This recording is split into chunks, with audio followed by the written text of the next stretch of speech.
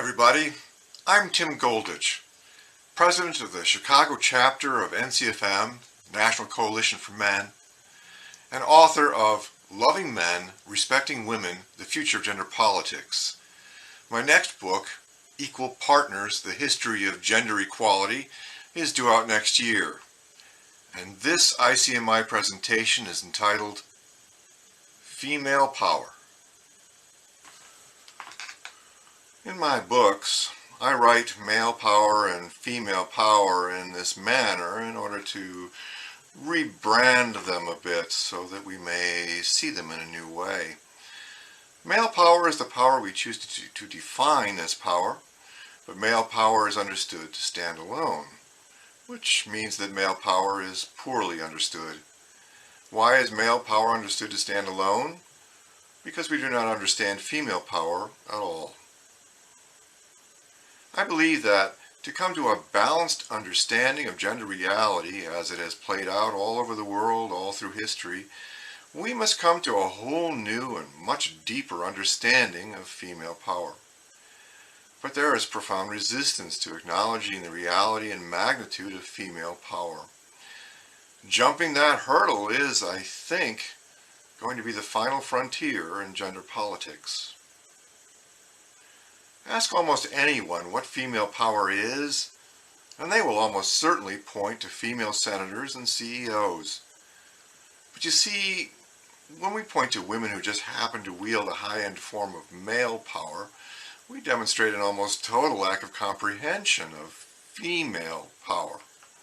Human society in general and academia in particular only want to know about the lack of female power, so that we have yet to really even begun to officially grapple with it. What is female power? What is it comprised of? And how does it apply its force of influence in the human system? These are the questions that will occupy us in this video. So, come on. This is going to be fun. I'll offer 3 reasons why it is so important to understand and acknowledge female power.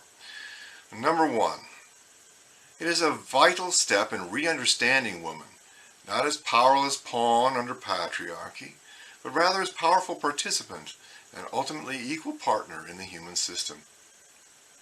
Number 2, understanding female power leads to respecting woman as equal partner and leads to holding women accountable as equal partner. In understanding that women ply an equal overall force of influence in the human system, we may understand that women are therefore equally responsible for outcomes. Perhaps the truest victimization of women is the withhold of adult accountability, which is infantilizing. It is a withhold of respect.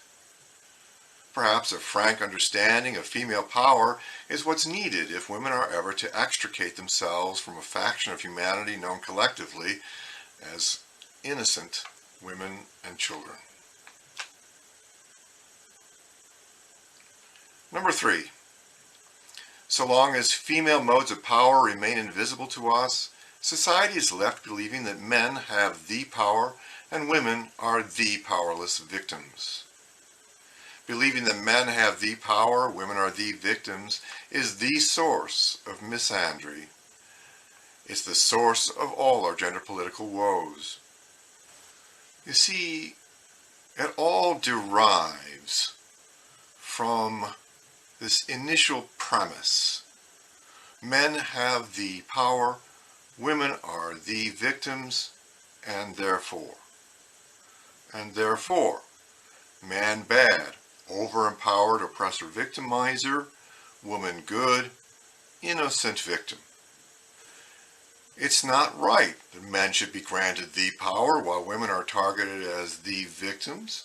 That's wrong, and therefore, females have a special need for and unique entitlement to their own special ism, feminism. And this feminism is needed as a corrective. And therefore, anything that punishes and takes power from man bad, the over-empowered oppressor victimizer, and extra protects and advantages woman good, the innocent victim, furthers the goal of equality. And therefore, femaleism, a special interest group that advocates on behalf of females and females only, can present itself as a movement dedicated to gender equality. But it's not even feminism as much as it is that initial premise that's killing us. The premise that men have the power, women are the victims, is grossly one-sided, which is why it's false, which is why it's poisonous all around. This male power, female victimization paradigm draws empathy toward the feminine and antipathy toward the masculine. So long as female power remains invisible, women will not be held accountable, and men will remain cut off from understanding and compassion. So, that's 3 reasons why it is so important to understand and acknowledge female power. Okay, let's proceed now by taking a close look at the word matriarchy. The near universal assumption is that the opposite of patriarchy is matriarchy. But I submit that matriarchy is the wrong word. In fact, I think the word matriarchy is typical of the many ways in which we deceive ourselves regarding female power. Patriarchy is the male hierarchy. There has never been an equivalent matriarchy because women do not generally form clearly ranked status hierarchies as men do. So there is no motherhood admiralty, no sexual power senate, no moral authority Vatican. Instead, woman tends to work power through the strategies of solidarity. My friend David Shackleton, author of The Hand That Rocks the World, has coined the term matricensis to convey the true nature of this female consensus, the sisterhood. Patriarchy is a valid word when understood in conjunction with the mirror opposite matricensis, but feminism's patriarchy is defined as a standalone power, the power that rules our human world. As feminists defined, this so-called patriarchy never existed. In its place, I'll offer the term patramatricensis, the male-female consensus. It is this patramatricensis, this female-male partnership, that rules the human world, and it always has. Remember back when no one believed that men ever suffered anything, ever? It took many decades' presentation of absolutely unassailable fact before the mere existence of male victimization was grudgingly granted some acknowledgement within feminist academia. But with the dodge, patriarchy victimizes both sexes, the existence of female power remains one of the most denied, rejected, and adamantly misunderstood aspects of gender reality. Shut out from virtually all official understanding. Why? In part because female power so dictates. You see, I told you this was going to be fun. Both sexes make use of both male and female modes of power. I will label a type of power male power if it is primarily wielded by men, and I will label it female power if it is primarily wielded by women. Alright, so let's take a look at what female power is comprised of. So here I'll offer very brief sketches of 14 modes of female power. Number 1, sexual leverage power. Female powers such as sexual power may not be the kind of power feminists choose to define as power, but they are powers men must contend with. Powers toward which men are extremely vulnerable. Powers that have bent the will of many a man. Moreover, equal to male powers, these female powers do much to shape our human world. as seen from a politicized male perspective. This so-called patriarchy is nothing more than men everywhere set in fierce competition in their efforts to perform, achieve, and succeed their way into having what women are empowered to demand of them. Sexual power is a conduit to emotional intimacy power.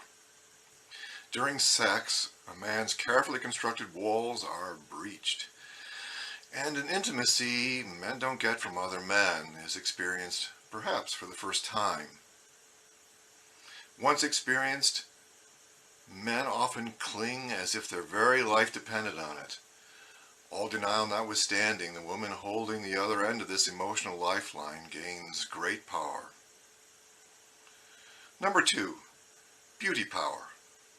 The power to profit, beguile, open doors, and dazzle through appearance alone. That women will go to such lengths to attain it proves its worth. Number 3, presumed innocence / moral authority power. Hashtag believe women. In part, women are presumed innocent because they look innocent. That is, women's more childlike and angelic appearance has a profound effect upon the human psyche, an effect known as the halo effect. This effect, combined with primal associations with motherhood, leads to the power that comes of being more trusted, less suspect in all walks of life, but especially in a court of law. For the same crime, men suffer an average 63% longer prison sentence. This moral high ground is the power a 110-pound woman wields when she gets right up in the face of a 210-pound man and chews him out for being wrong. Number 4, majority vote power. The power to vote in or out of office every elected official in all 50 states. When was the last time you heard a major politician dare to speak of men's issues? Number 5, net worth power. The greater power to demand alimony and child support payments and keep the family home. Women as heads of households have an average net worth 41% higher than their male equivalents. Number 6, spending power. Working longer, more stressful and hazardous hours, men earn more. Yet while men are working, it is women who dominate consumer spending, yielding female primacy in advertising, television, and other media. Quote, that's because advertisers and marketers are constantly seeking women who hold the purse strings in our economy, says author Myrna Blythe.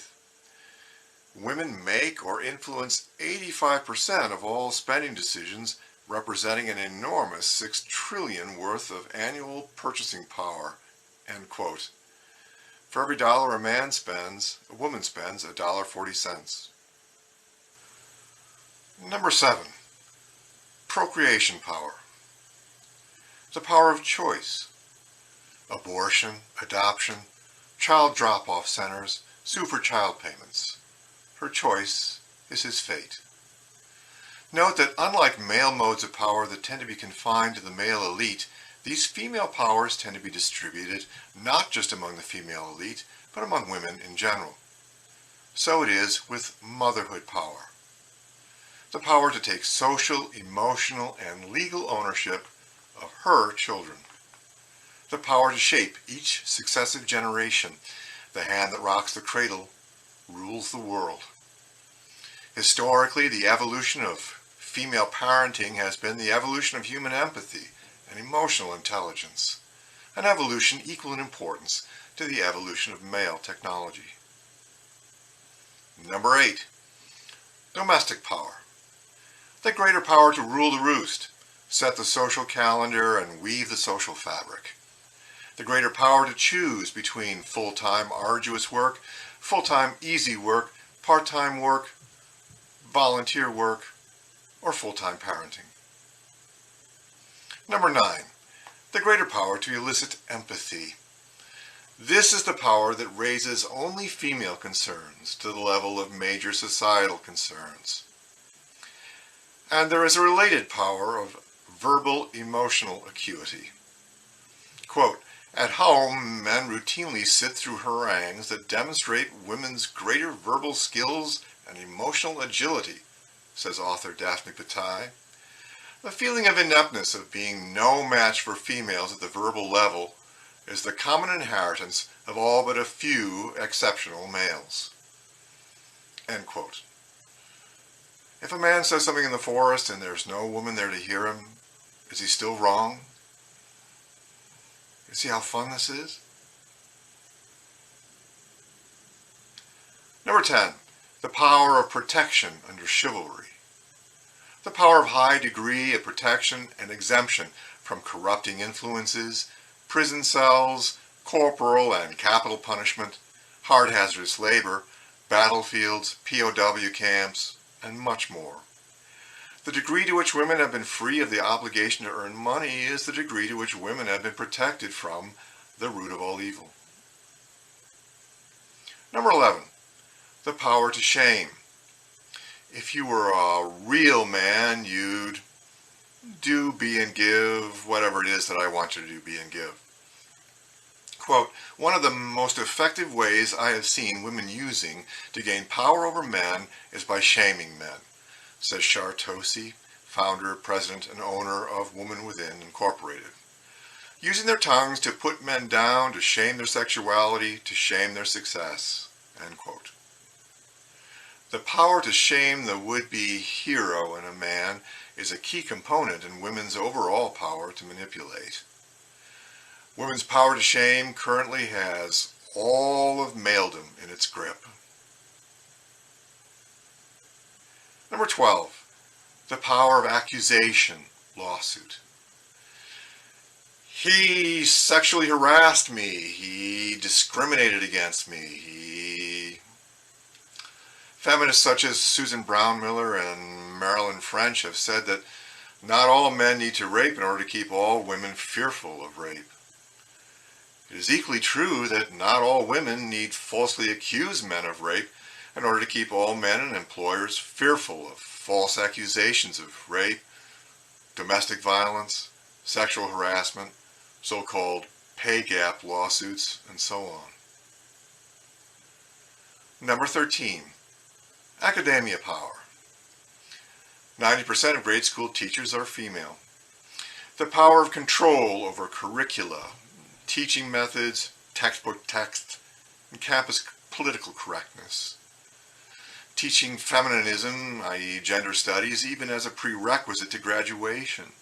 The power to procure an ever larger majority of academic degrees and achievements with all status and economic consequences. Young, never married women now far outer than their male counterparts. And number 14, the power of feminism itself.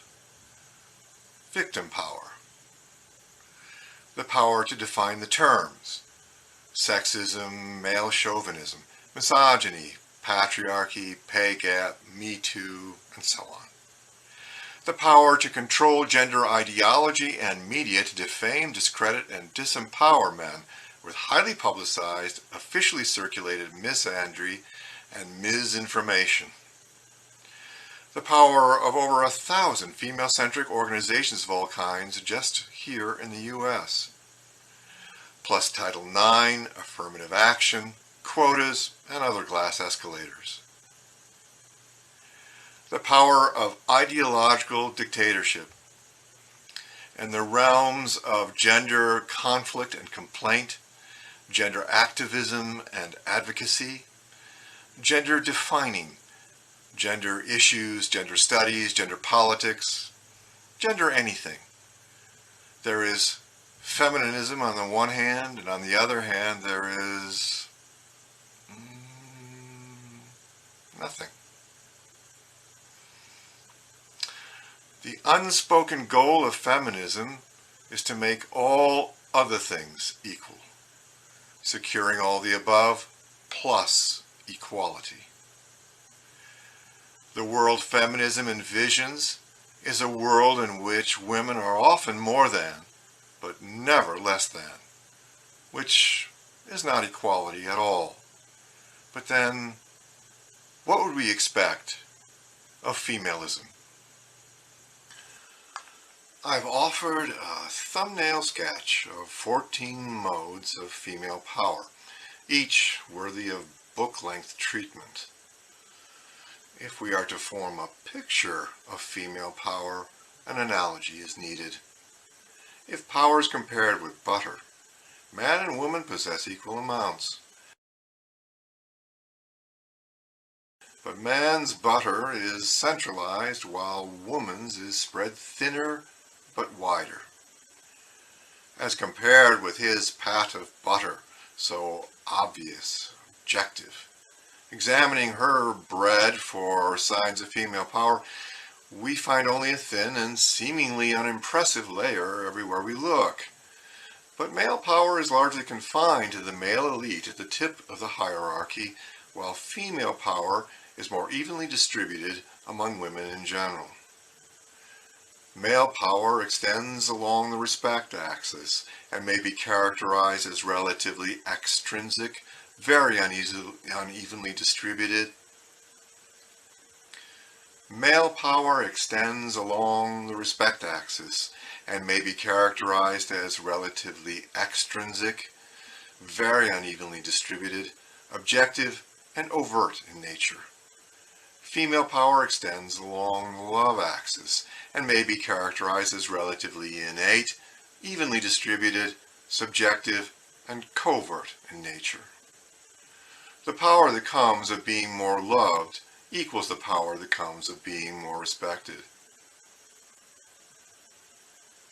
Feminism reframes female power into powerlessness. Beauty equals burden. Motherhood equals sacrifice, etc. Likewise, male power can be all reframed into male obligation. We can look at man bringing home the bacon as having economic power, or we can reframe that into man dedicating himself to earning money others will spend and dying sooner in the process. It's all in how you look at it. So I understand that none of the 14 modes of female power may cause women to feel powerful, but feelings are a matter of human perception, perspective, and choice. Just because men tend to power interpret their reality while women tend to victim interpret theirs doesn't make either of these interpretations true to fact. What if female power is not invisible as much as we simply choose to remain blind to it, even though it is actually plain to see? Consider, less than 100 years ago, feminism had no more than it had always had, a cult following, passionately advocated by a few, but largely rejected by mainstream men and women. Then, suddenly, technology distributed by capitalism radically changed our world. In the world of women, reproductive and domestic technologies, together with the vast expansion of service industries, went a long way toward freeing women up. For the first time in history, the traditional female role could be planned through effective birth control and eased through the use of everything from dry cleaners and daycare to vacuum cleaners and microwave ovens. And suddenly, motherhood and career were no longer such mutually exclusive endeavors. Meanwhile, unions, together with attention given to paid medical coverage, paid vacations, plus workers' compensation, worker safety, and worker morale, went a long way toward making the workaday world of men more genteel and lucrative, cleaner, safer, less arduous, and therefore more suitable and far more appealing to women than it had ever been before. For the first time in history, machine power took the place of muscle power, and women's strength disadvantage was rendered insignificant. Marxism provided the ready-made victim rhetoric that tainted what might have been a more loving gender transition movement, but it was technology, more so than ideology, that freed women from biology as destiny. The world of white middle-class America at the midpoint of the 20th century was a world entirely unlike any that humans had ever experienced before. And it was under all these unprecedented circumstances that women, not just a few, but women in general, began to support the feminist perspective and enter the newly improved world of men en masse. We may cut through the haze and see the true magnitude of female power when we consider how quickly change came the moment conditions were right, female solidarity was achieved, women chose to enter the workplace and begin changing it to her liking. Part-time work, flexible hours, paid maternity leave, extra safety measures, political correctness, on-site childcare, and so on. Women now obtain most of the advanced degrees, comprise the majority of the workplace, and never married women well out-earn their male counterparts. Women powerless? No coup in history ever encountered so little resistance, nor effected a shift so dramatic, rapid, and bloodless. So, we've taken a look at what female power is and what it is comprised of. It's time now to look at how female power applies its force of influence in the human system. It's time now to consider domination versus manipulation. We are conditioned to rail automatically against the sexism and misogyny of using the word manipulative to describe women. So, let us consider this carefully. Is it any more sexist or derogatory to accuse the feminine of being manipulative than it is to accuse the masculine of being domineering? If women really are the victims, then men, the ones with deep power, must be the victimizers. And so an accusation that man dominates is an accusation of man bad, over-empowered, oppressor, victimizer, at fault and to blame for war, criminality, violence, pollution, all things bad. Taken to its full feminist conclusion, the accusation that man dominates is an accusation that condemns everything men are and everything men do. Surely the accusation that woman manipulates could be no worse than that. Imagine a husband and wife making a grand entrance into a social gathering. The wife knows the assembled guests and makes the introductions. Hey everyone, this is my husband. He dominates me. In your imagination, I think you will see as I do, a mortified man stammering, I don't dominate you. When do I dominate you? What do you mean? He asks, red-faced. If to dominate is to impose one's will over another through a show of force, then domination is ethically indefensible. Male domination and female manipulation may be judged equally negative behaviors, make for equally pejorative aspersions, and are about equally representative of reality. The true sexism is found in the unequal protection women receive from criticism, from accountability, protection even from those truths women would rather not hear. When we readily accept the idea that men are domineering but recoil at the characterization of women as manipulative, we are only demonstrating our heightened sensitivity to anything that even hints of criticism of women. criticizing women, well, that's sexism. Criticism of women is male chauvinism. Criticism of women is misogyny. Criticism of women is forbidden. This virtually universal stance is itself highly sexist.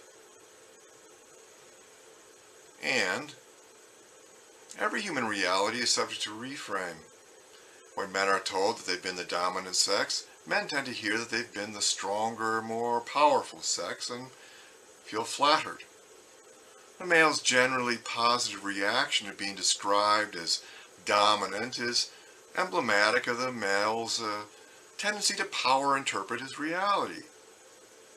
By contrast, we will expect women accused of being manipulative to feel insulted, but what if women were as keen as men are to turn their negatives into positives?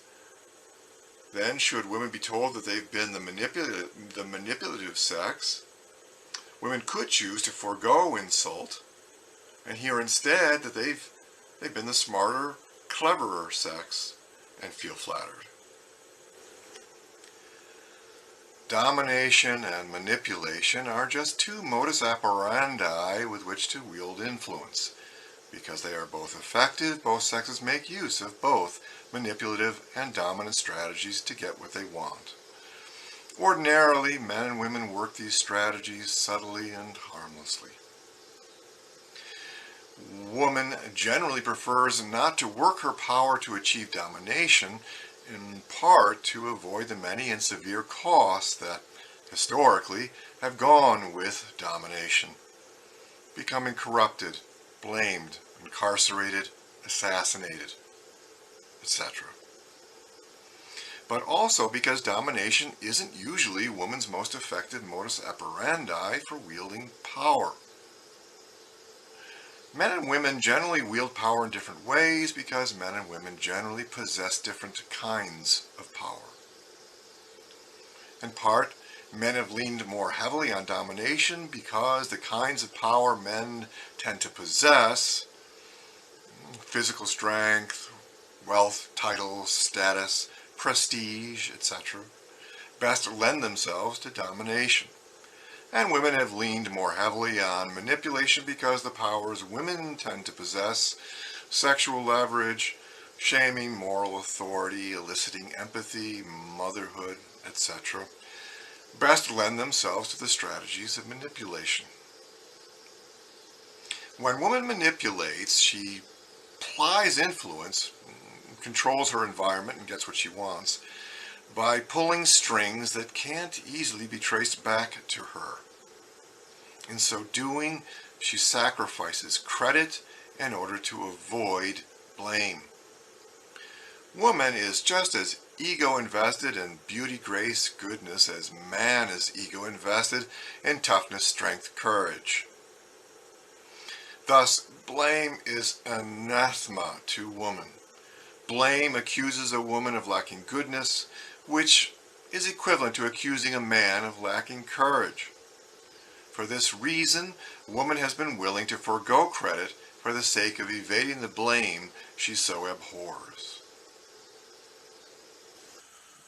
Quote, "The history of Western women," says author Patricia Pearson, "is a history of subterranean narratives. Throughout the centuries we have fulfilled our ambitions and expressed our bids for power in a manner concealed from men." Unquote. Woman wields power in a manner concealed from men, in part, because her manipulative strategies work best when applied covertly. If a woman subtly intimates that doing her bidding is apt to be rewarded with sexual favors, a man is apt to do anything she wants him to do. But imagine a woman stating outright, "See these breasts? If you want them, you'll do as I tell you." Not an approach that's apt to work very well, is it?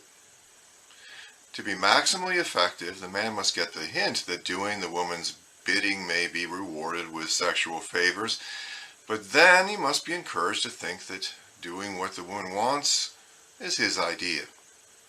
when spoken outright, do as I say and I'll reward you with praise. Bend to my will or I'll withdraw my motherly love, will not be very effective. But, left unsaid, they may bend his will and leave him believing it was his idea. Male power, in contrast, is not diminished by the direct approach. Do what I tell you or I'll put my fist in your face. It is apt to work quite well. Do what I tell you or I'll fire you. I'll bust you down to private. I'll arrest you. The direct approach imposes many costs, but it works for men. The direct approach doesn't work so well for female modes of power. Do what I tell you or I will devastate you with an accusation of cowardice. If a woman is forthright about it, her power is diminished. From the book Lip Service by Kate Fillion. Quote, "Sexuality is a power tool for women," says a woman identified only as Laura. Quote, "I bluffed my way into advertising with no experience and basically got my first job because the boss fancied me. He didn't do or say anything, it was just obvious. The fact that he liked me meant that he went out of his way to help me. He encouraged me and taught me how to do really advanced work. So by the time I got my next job, I was on my way. If a man you work with is attracted to you, he's not abusing you or taking advantage of you. You can use him to get him in your corner professionally." End quote. I think Laura here demonstrates how femininity can be so powerful. It may ply a force of influence without a woman having to do anything. Obviously, power worked without action taken is power that will be difficult to measure and or hold accountable. But that doesn't make such power any less real. As it stands now, woman's power being invisible allows feminists, woman's self-appointed spokespersons, to come to the bargaining table saying, in effect, "You men have everything, we women have nothing, so give us half of what you got, because that would only be fair."